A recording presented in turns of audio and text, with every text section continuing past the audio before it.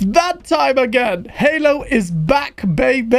And we got to see what the future holds for this legendary IP. You know I have a love and hate relationship with this franchise. Halo represents one of my most favorite IPs of all time. But the manner in which this has been handled by previous teams has been atrocious in my opinion. And well, my angst has been well documented. But now, out of nowhere, we got to see in some detail what the studio behind it is intending to do. And get a look at what the new Halo games will look like. And I cannot help but be excited for it.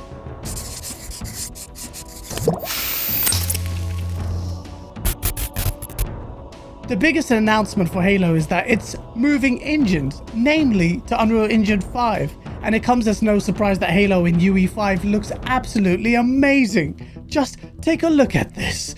The sheer abundance of foliage, the atmosphere, especially these flood levels. I mean, oh my god, man, I have repeatedly argued for years that Halo should be setting the standards for visual fidelity, only to have detractors say otherwise. When Halo 1 was revealed, it blew people's minds. I know this because I was there. And now you have the developer at the studio saying the exact same thing. The original Halo franchise was a graphics showcase. It was best in class. That's what Halo was when it first was released, and that's what Halo needs to be again. It's so good to hear this, because the Halo franchise forgot this in several of its games. The fact that this is not a proprietary engine does take away a little bit from the bluster for sure. There's something about having your own engine delivering outstanding visuals that I respect, but I have to concede to the reality of things for Halo because, well, look at what happened with the Slipspace Engine and Halo Infinite and how badly we were misled with that. Now, you have every reason to be wary with this little showcase, but the fact that it's running on Unreal Engine 5, that we have seen in action, especially with Hellblade 2, which is the best looking game I've ever played to date, gives me comfort.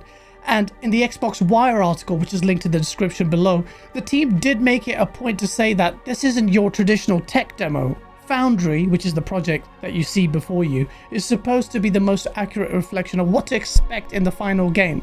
Studio head Pierre Hinsey said the following: "It's fair to say that our intent is that the majority of what we showcase in Foundry is expected to be in projects which we are building or future projects. Do expect variations from what you've seen here and the final product. However, because it's Unreal Engine 5, I don't necessarily expect to see major downgrades. In fact, I think we might even see some upgrades as this highly adopted third-party engine that is dominating the game development space starts getting more and more updates. There are some valid concerns with using Unreal Engine 5, however. The game has to feel like Halo, and Unreal Engine 5 is very demanding. That can cripple even the most proficient of PCs if not optimized well, and definitely the current gen consoles, which seem to be struggling with that engine. Halo has to run at 60 frames per second and run well, especially for its multiplayer. Now, I'm expecting the first new Halo game to be years away, so it might be the case that Halo skips this generation entirely, but it will be a challenge to have this level of visual fidelity as well as smooth gameplay that we typically associate with the Halo games.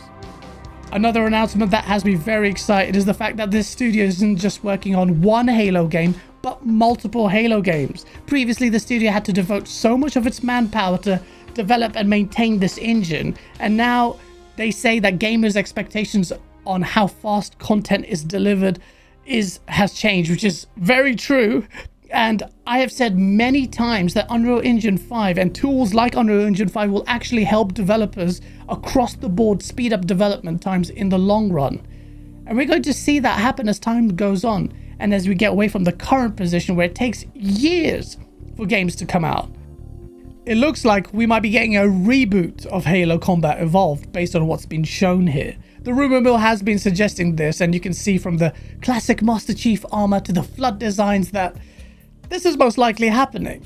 Yes, the Halo fan in me is excited to a degree about this, but I really want to see the franchise move forward, and I myself would be a little bit disappointed if this is the case. But the fact that there are multiple Halo games in development makes me more accepting of this. At the end of the day, I just love Halo, and I want Halo to be done right. So, the name 343 Studios is gone, and that's now renamed to Halo Studios. There has been some commentary about this just being nothing more than a surface level change. And I'm not going to lie, the new logo design looks kind of crap, but I don't think this is just a rebrand for the studio.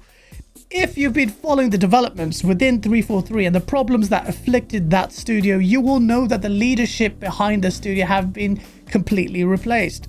The old leadership was the problem. It's why I believe Halo has suffered as a result. Bonnie Ross?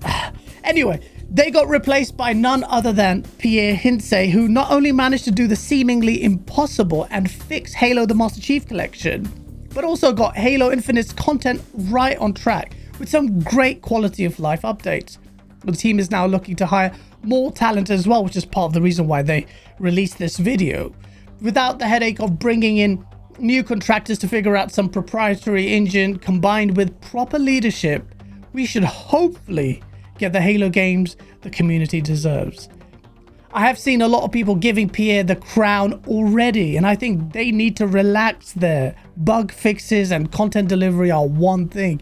Delivering a whole game with your own creative elements, a proper single player with a great narrative, backed by a solid plan, a fresh multiplayer experience, and content built from the ground up is an entirely different endeavor. I give Pierre, the team, the flowers for what they have achieved so far, but I think Halo fans need to be a little bit careful about evangelizing certain individuals or having unconditional faith in them. Halo Studios dropped this video late in the evening on a Sunday for me, so there's a lot to unpack here. I'm excited about just being able to talk about Halo games again. There are so many questions that remain unanswered, such as what will the mainline Halo games do? Where will the story go? Will they even carry on with the Endless or completely abandon them? Expect a lot of videos from me talking about Halo again. I am, however, cautiously optimistic. I think that's a reasonable stance to take, considering that we've been here before. However, on the surface and based on what we know, Halo seems to be in good hands. There will definitely be challenges ahead for the Halo Studios, and it remains to be seen if they can overcome them. Do you have faith in the Halo Studios to deliver on the next set of Halo games? Were you impressed with what you saw? What are your concerns with this? I do want to know, so let me know in the comments below, and please also like and subscribe if you want more content like this. Take care. Peace. Long live Halo.